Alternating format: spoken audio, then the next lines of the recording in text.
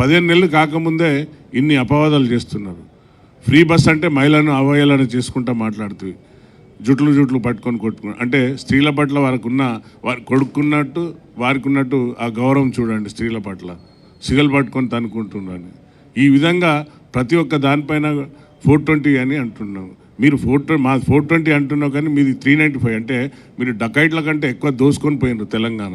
ఆంధ్ర రాష్ట్ర పాలకులు పాలించినప్పుడు దోసుకున్నారో లేదో తెలియదు, కానీ తెలంగాణ రాష్ట్రం మనం సాధించుకున్నాక ఎంతైతే దోసుకున్నారో మీ కల్వకుంట్ల కుటుంబం దోసుకున్నంత ఇక్కడున్న దానికి సంబంధించిన మా పార్టీ నాయకులు సంపాదించినంత దోసుకున్నంత ఎవరు కూడా దోసుకోలేదు.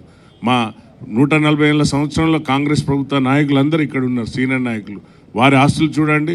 10 ఏళ్ళు చేసిన నాయకుల వారి యొక్క ఆస్తులను పరిశీలించండి, ఎంత దోసుకున్నారు. నేను దయచేసి మీడియా ద్వారా మా ఓరుగల్లు ప్రజలు పోరుగల్లు అని అన్నావు, కానీ నా విద్యార్థి నాయకులకు, తర్వాత ఉద్యమకారులకు, తర్వాత విద్యావేత్తలందరినీ నేను అప్పీల్ చేస్తున్నా.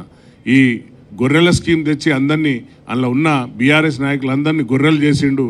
కానీ నా యొక్క ఉద్యమకారులు కానివ్వండి, విద్యార్థి లోకం కానివ్వండి, మీరు మళ్ళీ వాళ్ళ ట్రాప్లో పడొద్దని నేను అప్పీల్ చేస్తున్నా.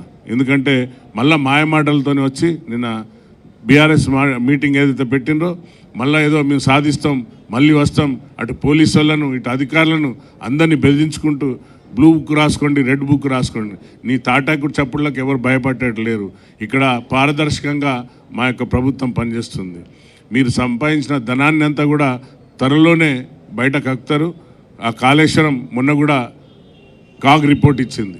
ఆ కాగ్ రిపోర్ట్లో స్పష్టంగా ఇచ్చింది, వీళ్ళు చేసిన తప్పిదాలు ఇంత అంత కాదు, దోసుకోవడం తప్ప దాన్ని అడ్డం పెట్టుకొని ఏదైతే మిషన్ భగీరథ ఇంటింటికి నీళ్ళు ఇచ్చినాం, రండి ఛాలెంజ్ చేస్తున్నాం, గ్రామాలకు రండి, ఎన్ని నీళ్లకు అందకుంటున్నాయో చూపెడతాం. మేము ఇంత చక్కటిగా కాంగ్రెస్ ప్రభుత్వం ప్రతి ఒక్కటి వాటిని పరిశీలించుకుంటూ ప్రతి ఒక్క సమస్యలను తీర్చుకుంటూ ముందుకు పోతుంది.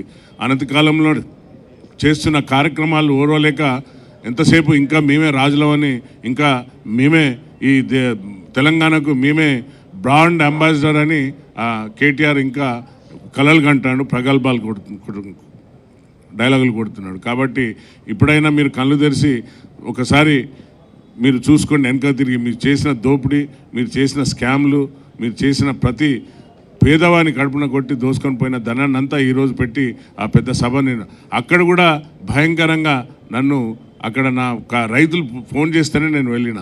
రైతులు ఏం చెప్పిండ్రంటే వాగును పూర్తి చేస్తున్నారు, సరిహద్దులు పూడుస్తున్నారంటే నేను పోతే ఆ పెద్ద వాగు ఉంటుంది మా అన్నాసాగర్కును ఎల్కతుర్తికి, ఆ వాగును పూర్తి చేసిండ్రు. అది నేను అప్పుడు చెప్తే అప్పుడు అక్కడ ఇరిగేషన్ అధికారులకు అప్పటి వరకు కూడా పాపం వాళ్ళు మేల్కోలేదు. వీళ్ళు చేసే భయంకరమైన పనులు అక్కడ రైతులను నేనేం సభకు మేమేమి ఆటంకం కలిగించలేదు.